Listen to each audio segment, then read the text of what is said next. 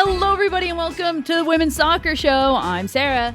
And I'm Allie. And it's Euros coverage, baby! Day one. The Euros have kicked off. We are here. Oh, I love the first day of tournaments, Allie. It really is so exciting. I had an easy time getting out of bed today because I was like, you know what I get to do? I get to watch some freaking soccer today. Let's go. I had a great time because I was in my office at work, and I have 3 screens in my office at work. So I had 2 for actual work, and then I had the Iceland Finland game on my 3rd screen. And because I work for a sports company, that was totally allowed. Like, my manager came over and was like, "What's the score?" Like, I can't tell you how many times I've done that not working for a sports company and just been like, you know what, this is what it is. And that's the end of the story. Anyways, it's the Euros. It is the start of the 2025 Euros. What a treat of a first day we had. Listen, we're not going to sugarcoat it. We both had Group A games circled as being probably pretty boring. Allie thinks the first one might have lived up to those expectations. I was half right. The second one, however, which arguably should have been the first one because it was the host nation playing second in Switzerland versus Norway. Wow, wow, wow. Oh my God, what a game. I'm so excited to talk about that. We're going to do what we usually do in these tournaments, and we're going to kick it off with just some fun facts that don't quite fit into the games. So let's do it, Allie. Some fun facts from day one. The big one for me is the fact that the captains are wearing the rainbow armbands. Yeah. They were banned in the World Cup. FIFA didn't like them, so they had the One Love armbands, which I forgot it was One Love. No one liked them. And then there was like some other ones that were floating around. But because this is a UEFA tournament, not a FIFA tournament, UEFA have said rainbows are back, baby. They're the ones that gave us the gay car and the that's right, the bisexual ball at the Euros last year. So I'm super excited to see the rainbow armbands back, and all 4 captains wore it. It is ridiculous how happy even hearing and being reminded about the little gay car makes me. I hope they do that for the final again this year. What an impeccable choice that was. All right, fun fact number 2. There are 7 female coaches leading teams in the UEFA Women's Euros 2025. This represents 43.75, so basically 44% of the 16 participating teams, making a record high for female representation in tournaments history. That's according to ESPN. The proportion of female coaches has steadily increased since 2013, with a significant jump from just 17.75% in that 2013 year to now, as we mentioned, the 43.75%. We love to see it. We absolutely do. Bit of a spoiler alert, but Finland got their first win in the Euros tournament since 2009 when they hosted it. That's also the last time they got out of the group stages. All right, and finally, Norway have been drawn in the same group as the hosts in every major tournament since 2017. They have lost to each host in every tournament until they broke the curse this year, which really leads us to the big question we're going to ask in this episode. Has Norway broken the curse, we'll call it? We'll find out. And then a little bit of housekeeping on my side. I just want to, some things have been noted, and I just want to say we do hear you, we love you, and everything else, about our pronunciations of places and players' names. I want to tell you that we do actually do our homework. We listen to pronunciation videos, we listen to players doing their pronunciations, and so we do our absolute best with them. I am horrendously dyslexic, and if you want me to publish my educational psychology report to tell you how dyslexic I am willing to do that. So even when I've heard it like 6-7 times, it doesn't always translate from my brain to my mouth correctly, but I promise you we are trying, and that we do our research. We're not just reading it and hoping for the best and a Hail Mary. Case in point, we've just spent 10 minutes rehearsing how to say Icelandic names. So I don't remember it. I literally just said it 20 times and I couldn't say it right now. I'm going to need to listen to it again. Yeah, so I promise you all, we do absolutely try, but sometimes it doesn't compute. And I do apologize, but it's not through a lack of care. So to our first game that we have to talk about, which is the host nations, Switzerland versus Norway. What a game this was. Even from the jump, from the kickoff, this game was everything. What an incredible game. What a truly incredible game. And I'm going to say, you said from the jump, I'm going to say the jump being even pre-kickoff. Like, this happened, you said this to me over text, that I'm such like a homer sometimes. And I am. This happens to me. You love a home fan. You love a home team. It happens to me in every tournament. When I see the host nation play in their first game in front of a packed stadium, and they all sing their national anthem, and you could see the camera panning on every single Swiss player, and they were beaming ear to ear, and I get goosebumps and I start to almost cry, and I just feel so much joy for them, and everybody in that stadium sounds so proud, and it seems like they're so proud to host the Euros, and it was just really wonderful. It just made my heart happy. So even from there, this got off to a great start. The question we have to ask right now is, why was this not game one? Usually the host nation plays in the opening match of the tournament. I don't know.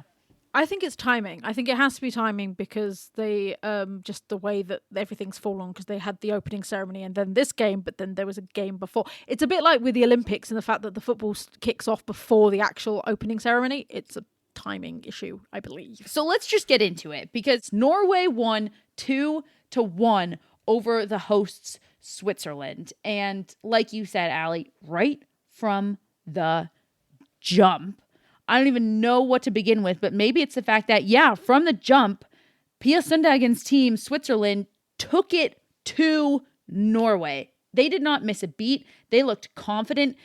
They are the youngest team on average in this tournament. Their average age is 24.6 years old, and they looked like they'd been here before. Yeah, no, absolutely. And they played with a back five, which everybody before the game started was like, oh, Switzerland have gone really defensive.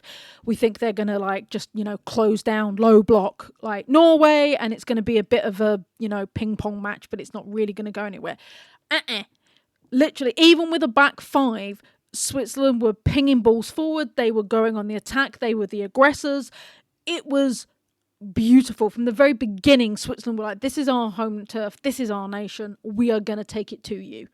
I'm glad you brought that up, because it was made clear, at least on the Fox broadcast, that fans and some people in Switzerland haven't been very happy of recent with the head coach Pia Sundhagen, who's now been their coach for a while, because of the back five. They didn't like that the Switzerland kind of no matter the opponent, were playing a back five, even playing an opponent that they felt like they could beat pretty handily. They were playing the back five. And I guess Pia was kind of like, okay, that's fine. You can think that. Why don't you wait to judge me until after the tournament? Let's see how the tournament goes, and then you can wait. And I love this because, here's two reasons. Number one, I think that Pia knew that like for like, player for player, against a powerhouse team, even against a Norway, they were going to need that extra defensive padding. They were going to need a back five to handle the huge force of an attack of, a top 5, a top 10 team. So I love it for that. And that's what's important in a major tournament, is you want to be able to battle with those teams. And number two, yes, it's a back five, but they're so quick in transition from their defensive shape to their offensive shape. And while their defensive shape is a back five, their offensive shape is a 3-back, and they send those outside backs way up the field. And it becomes more of like a 3-5-2. And they were creating so much offense in that formation. And let's start. Well, I guess we've already started, but let's pick up there with Switzerland, because they really generated so much offense, certainly way more than Norway throughout the entire game. Yeah, no, absolutely. They were pinging ball after ball, chance after chance. They hit the woodwork so many times in the first half. That you were like, they were the ones that you would put money on to score first. Mm-hmm. Which, if you had heard our preview coverage, you would have realized that even we didn't think that would happen. Well, and they did. Switzerland went up 1-0 in the 28th minute on a goal from Madine Riesen. And you talk about hitting the post. This one hit 2 posts and then ended up falling in. So well deserved. But I have to say, going into halftime, Switzerland could have had two, right? We had so many close opportunities. And it did kind of feel like, okay, yeah, we're seeing a terrible Norway, an expected Norway, if you will, but still anything is possible. And it did feel like Switzerland needed a little bit more insurance. I was a little worried going into halftime with just one for Switzerland. I felt like they might have needed two. And at the end of the day, that's exactly what the story was. Yeah, it was quite funny when you listen to the pundits over here in the UK. They all were like, what is Norway? That was the question. That was the question every day. Like, Ellen White was like, they're just a funny old team, because you look at them on paper and you're like, yes, that is a fire team. And then they come out and you're like, no, what is wrong with you? Okay, let's stay on Switzerland for a second, and then we'll get on to Norway, because Norway is what everybody is wondering about. And also now we're wondering, have they been fixed? But to stay on Switzerland, we have to give credit where credit is due, because you and I did not credit this team with being ones that could really even compete very well in this group. It's a team that possibly might not have even qualified for this tournament had they not been the host nations. And oh my God, did they come out and show everybody wrong. An incredible start.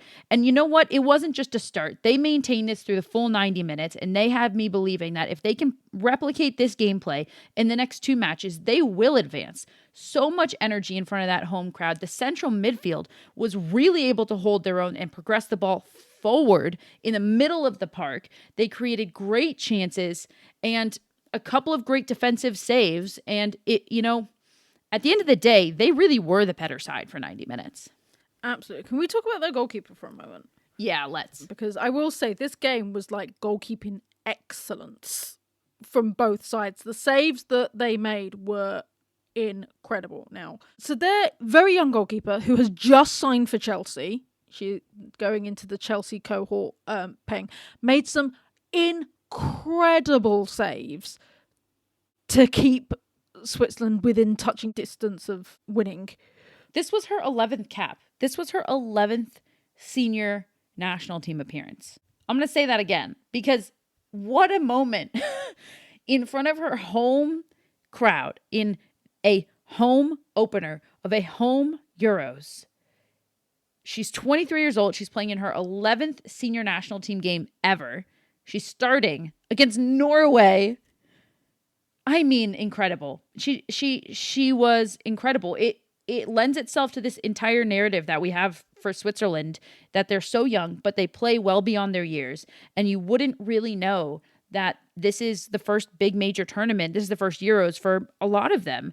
And I will give credit to Pia Sundhagen, who has come out and said that she's placed a lot of emphasis on making sure that this team tries to enjoy the moment and tries not to make it bigger than what it really is. Because it's once in a lifetime, and that can get in your head. It can feel insurmountable, and I think she's done a great job with them. Let's do Norway, and let's do the second half, because just like, what in the world? What in the world, Alex? I genuinely, and there's a phrase we have which comes from Alex Ferguson over here, which is, I believe they got the hairdryer treatment from their manager, which basically means they got absolutely bollocked. Oh, yeah. It was not a locker room that you wanted to be in at halftime, in other words.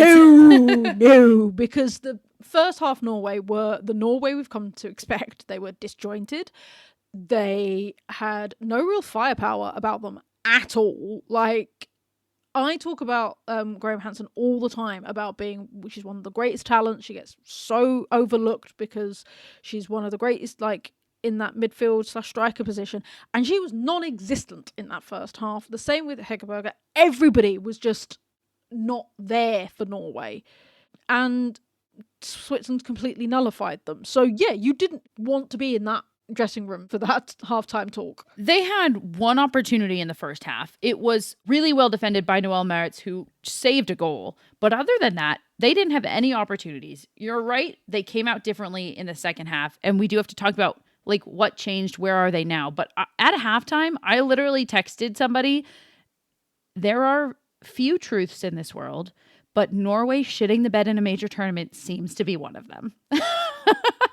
Like, that is how it looked at halftime. Truly. It really did. So, should we talk about the goal? Because we had a big old debate about this goal. The first goal. Okay, yeah. So Norway got a goal back in the 54th minute. Ada Hegerberg came flying in. It was a beautiful cross. Ada Hegerberg. I mean, a quintessential, just classic Hegerberg goal. Just flying in, beats everybody up, like well above everybody in the air, and just buries it home. Absolutely gorgeous, chef's kiss goal. Do you agree with that? No, this is the thing, right? I would love to hear our viewers' opinions on this, because I text Sarah when that goal went in and I went undeserved, and you were like, huh? Undeserved? That was a great goal. What are you talking about? And then I just got like a whole like rant. And then you sent me a voice note, even though you hate voice notes. I do. Like, I'm sending a voice note. Let me describe. Because I'm trying to explain in the fact that a great goal can still be undeserved based on your performance. So Norway was still not great at that point. They were still being overpowered by the Swiss. You said it was against the run of play. It was against the run of play. So did they deserve that goal at that time? No. Was it a great goal? Yes. And those two things can be true at the same time. You, however, were like, no. A great goal is always deserved. You give so much attitude to my voice when you do it. I was just like, hey, this is football, right? For me, every goal is deserved unless it's like some fluke that you didn't work for and your team's been trashed the whole game. In that case, yeah, it's not really deserved. This was an incredible goal that Norway worked for and thus deserved. That's it. But the big debate between us was just like, can a great goal be undeserved? So drop in the comments if you what you think. That took up like multiple back and forths for us over text. Now back to the game. Yes, by the time we actually decided it, they then scored again. You were mentioning that all of the pundits on ITV were like, what do we say about Norway? All of the pundits on Fox also were like, what do we say about Norway? We, for many, many years now, have been like, what do we say about Norway? Let's just look at some of these stats for a second and then let's really dig in. Because I think the question is not like, how did they turn it around? But like, if they actually did. And I'll explain what I mean by that. Switzerland had 17 shots to Norway's 8. Switzerland had 7 shots on target to Norway's 3. That's 3 shots on target and 2 goals for Norway. And that's efficiency, to say the least. Switzerland dominated possession with 55%. They certainly dominated corner kicks. 7 corner kicks to Norway's 3. For me, I think a sneaky way to always look and see kind of like where a lot of play has taken place, because you can have 90% of possession, but it can be in your own half. You look at the corner kicks, and that tells a lot of the story of the game, that it wasn't just possession that Switzerland dominated. It was possession in the attacking half as well. And they were coming for Norway the entire time.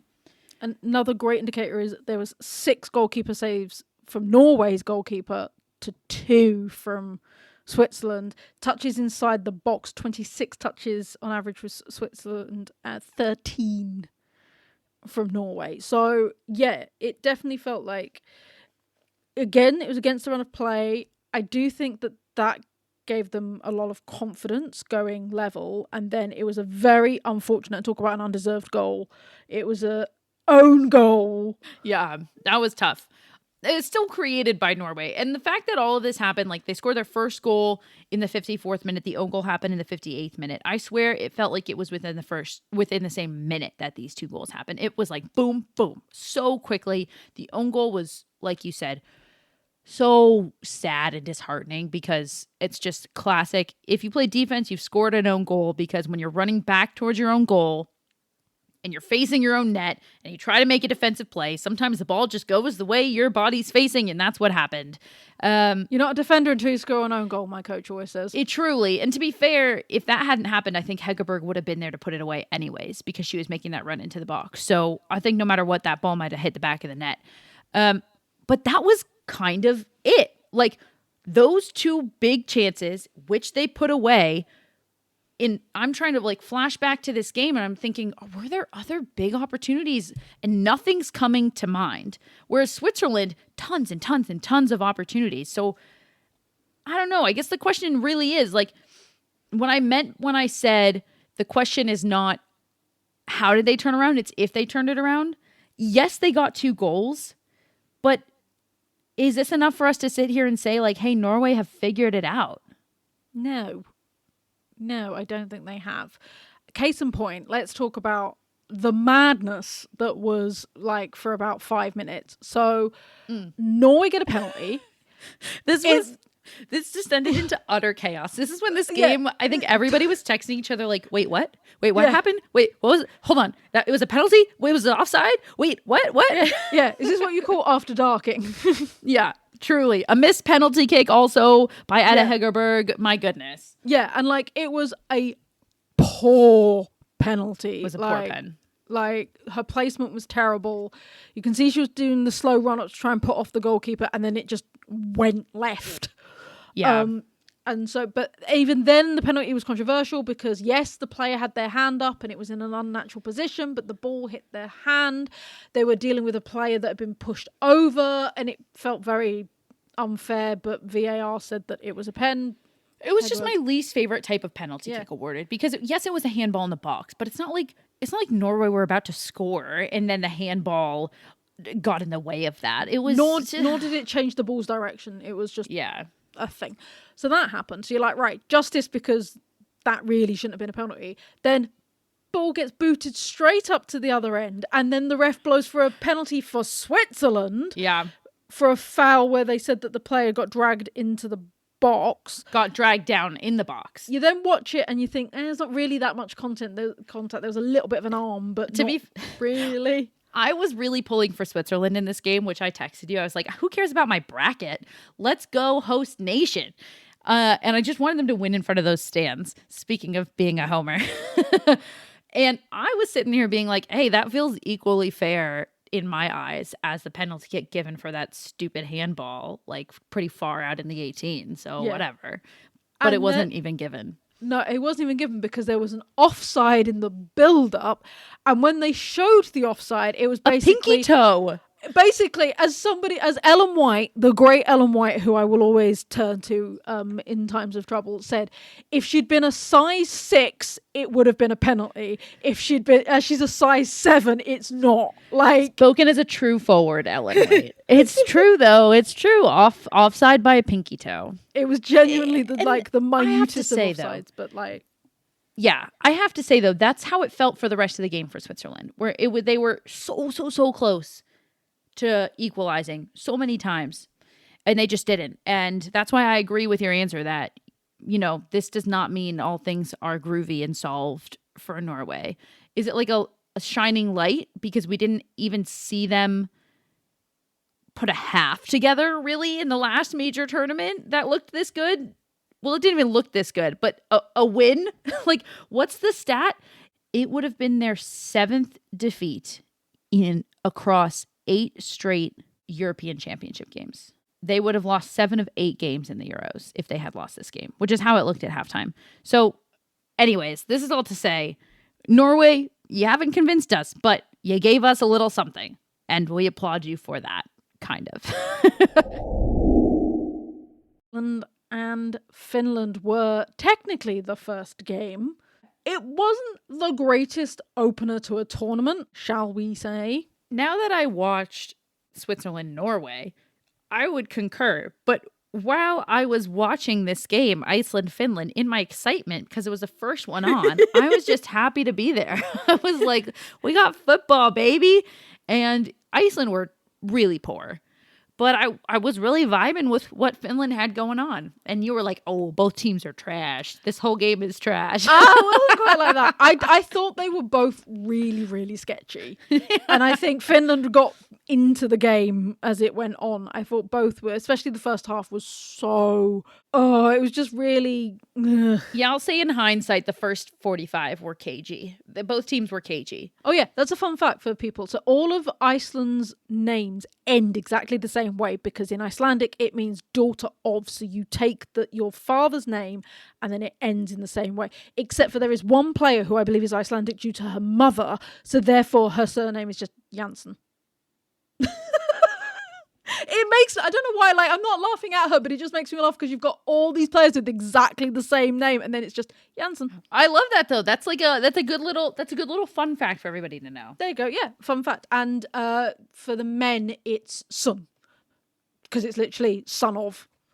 So it's why they will always have, there's no like continuing same surnames, because they literally take the name of the father and it's son of or daughter of. I absolutely love that. Thank you for bringing that fun fact to all of us, Allie. So let's talk about Viggostatter, because she is the captain, wearing number 4. A lot of attention focused on her, not just in the lead up, but like throughout the game. And she went down twice within the first 35 minutes and called for some medical attention. They said that she was suffering an injury going into the tournament. So it was clear that whatever was bothering her then was still bothering her. They did employ a very interesting tactic the first time she went down that I had never seen before, where it was clear. Did you see this? Their managers like motioned for all of the players to go form a circle around her. And I don't know if it was like to hide from the cameras, if it was to hide from the other team what potentially could be the ailment, or both. But I appreciated it, and I very much enjoyed it. Anyways, she went down twice in the first 35. She did end up finishing the first half, but after she went down the second time, I was just like, look, I know she brings a ton of presence and veteran presence, and obviously like a huge mental and emotional capacity that she brings to this team, not just tactically. She's a big leader on the back line, but this is game 1, and she's going down twice in the first 35. She's not going to make it through this tournament. She did get subbed off at halftime. She was replaced, and unfortunately, that was the only move. That was the best move. A huge loss for them. I'll be curious to see how they are able to, if they're able to utilize her and in what fashion.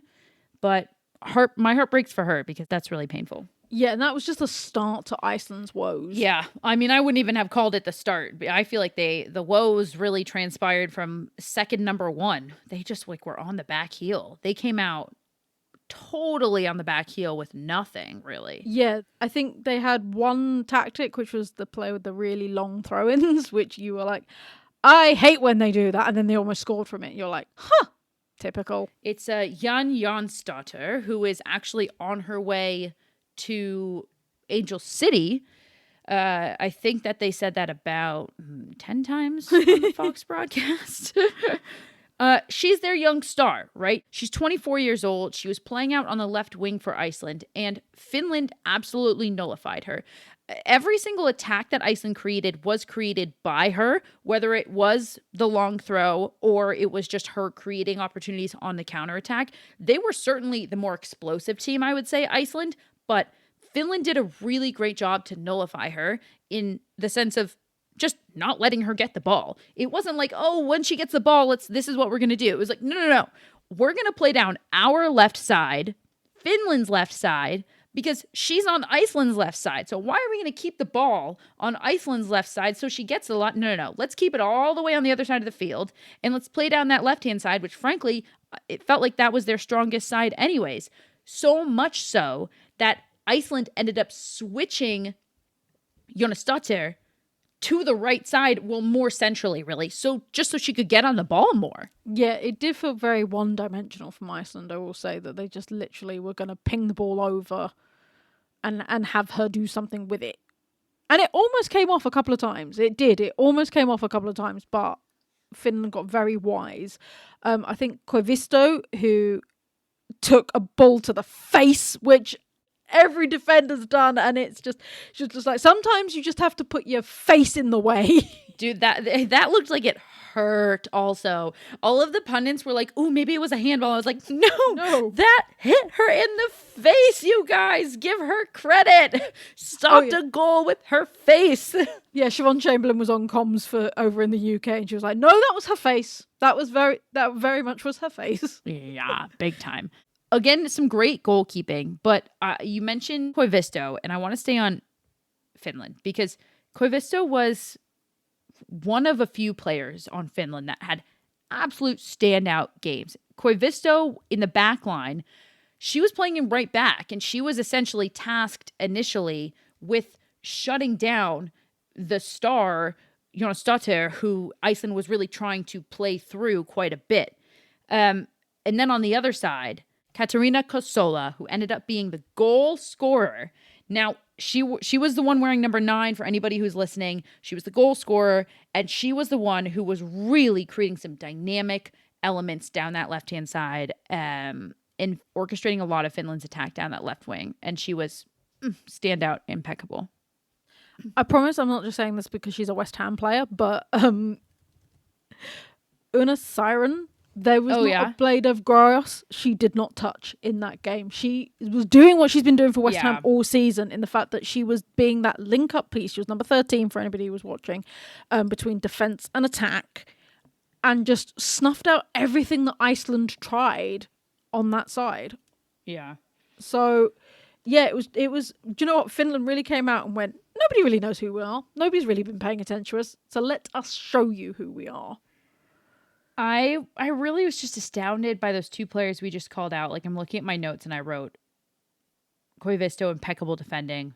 Kosola, absolutely incredible work. And then I wrote, to your point just now, I fear I underestimated Finland. I fear we did, Allie. I guess that's a big question here. Like, did Iceland just play a terrible game? Or are Finland as good as they might have appeared? Because they were very organized. They're known as a very organized defensively team. And a lot of that is due to, of course, Vigdisdóttir, who, by the way, was a Ballon d'Or nominee. Like, she is the headline name in this Icelandic country. So I'm really hoping she is able to come back and play and that injury isn't too much. But my main question is, Finland looked really organized. They are known as a very organized team. They looked great in possession. They looked calm on the ball. They were creating their opportunities. Iceland looked poor.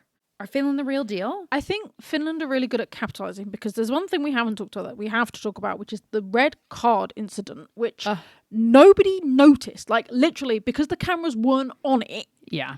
It took forever to work out why it happened. So basically, number 16, Antons Dottir, got a yellow for a fair challenge. Like, we saw it happen. Yeah, fair challenge. It was like the 53rd minute, and like she tripped up a Finnish player. She didn't argue. Yeah, I don't think anybody had gripes with that yellow. Like, she sort of stuck her leg out, and that was fair enough. And then something happened off the ball on the 58th minute, which got her a second yellow and then a red. But nobody saw it because it was off the ball. So they were already focused on something else. So, like, you messaged me and went, did she get a yellow for back chatting the ref? Did she get another yellow for, like... I only assumed it was because, like, if there was something huge, I feel like we might have seen this, right? Yeah. So it took forever, but, like, eventually we got a replay and she stamped on a Finnish player's ankle.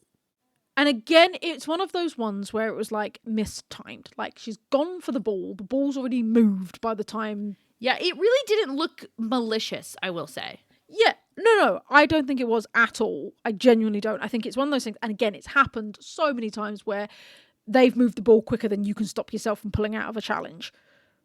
But unfortunately, that is a yellow, and if you're already on a yellow, then that's going to be a red, and as it was pointed out, because it's 2 yellows, you can't appeal it. So that means that she is out for at least the group stages, if Iceland get any further. That's huge.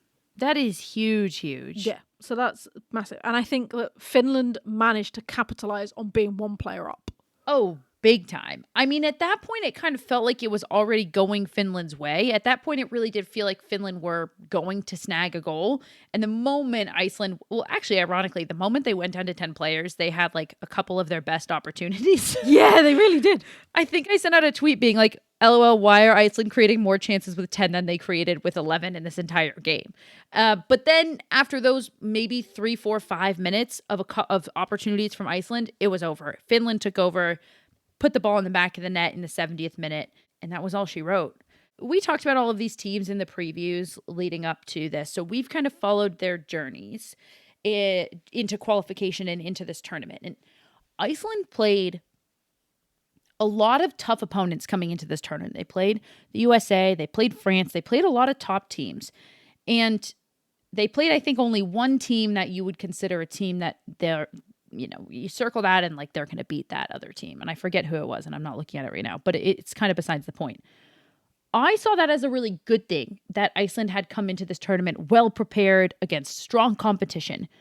But in their record, because they played such strong competition, and even though they played everybody well, they still lost. And they only had one win in all of 2025 coming into this tournament. And would more wins and more confidence have been better than all of those tough opponents? I think the answer is that you need a balance. You need some tough opponents, but you certainly need more confidence in more, quote, easy opponents than just one. They needed to strike the balance.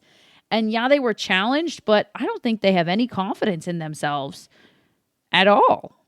They definitely didn't seem to be very connected at all during this game. And that is concerning if you are an Iceland fan, because where is it going to come from? They could barely string passes together by the end. And if you've lost 2 talisman players, potentially. Yeah, like potentially your captain is out as well. We don't know how injury, significant her injury is. We don't know. And you're out your talisman midfielder, who is a very strong starter for you and is out at least the group stage. So you've just made what we picked as actually being quite an easy group for you. You've just made a massive mountain for yourself. Yeah, you've blown this group wide open. Norway and Finland will play each other in group stage game number 2, and Switzerland and Iceland will play each other. That will be on Sunday. So I think we're going to see a lot. I mean, Switzerland-Iceland is going to really tell us a lot of what we need to know. I mean, I guess they both are. For those of you listening today, when this episode drops Thursday, the second day of the tournament, Group B is playing baby, Belgium, Italy, Spain, Portugal. A quick note on Spain. Of course, we've all been following Atiana Bonmatí, who had meningitis. She's been cleared, but I don't know if we're going to see her. And for her sake, I kind of hope not. This concerns me. Can we just talk about that very quickly? Because this concerns me. And obviously, I'm not a doctor and I'm not her doctor. Yeah. But as somebody whose relative got meningitis and then lost their hearing because of it, and it was the same kind of meningitis, and I've seen how weak it made them for so long, it's giving me Viv coming back from COVID in the last Euros vibes. I do feel like she's been rushed back, and it scares me, because even if she's been cleared by a doctor, we don't trust the Federation or their doctors either. Nope. More nope. All we can hope is that Bonmatí has enough power, because she is Atiana Bonmatí, to be able to be like, no. Yeah, it's really serious and it's really scary. Kata Cole also reportedly had tonsillitis, but she is expected to be back for the game. That is, of course, Spain's starting goalkeeper. So I don't know. Spain seemed to be limping in here, but we'll see. They'll take on their Iberian rivals, Portugal. Wow, what a first day, Allie. What was your favorite part? The whole of the Switzerland-Norway game. Yeah, all of it. Norway. That game was just everything that I want in women's football. Yeah, I mean, it was the game, but I think for me, it was when Switzerland scored first. And just the scenes of the players, the scenes of the fans, I'm going to stare at that image today. You're such a homer. I can't help it. I'm a softie. I'm just a softie. All right. That's it. Day 1 of the Euros wrapped up. We will be back on Monday with another episode. A reminder, episodes drop Monday and Thursday throughout the Euros. And as ever, please check out our Patreon for extra content. Up there at the moment is I threw up about the Champions League, because that's all kicking off as soon as the Euros finish with the round 1 and round 2 qualifiers. So if you're as confused as I was when that first happened, I have given you a wonderful guide. We've got some chats about the Scottish League that will be going up this weekend. And we just, all this great content for you guys. And as we always say, it is less than a cup of coffee a month, and it helps keep us going. And enjoy Monday's episode. It'll be Allie and Mike. I will be at my sister's wedding, but hopefully, because England play for the first time on Saturday, we will get Allie and Mike, both Lioness fans, both out of England, talking all things England, France, and more. All right, that's it. We'll see y'all on Monday. As Allie said, head to the Patreon for extra bonus content. Until then, and for the Women's Soccer Show, I've been Sarah. And I've been Allie. Thanks, everybody. Good night.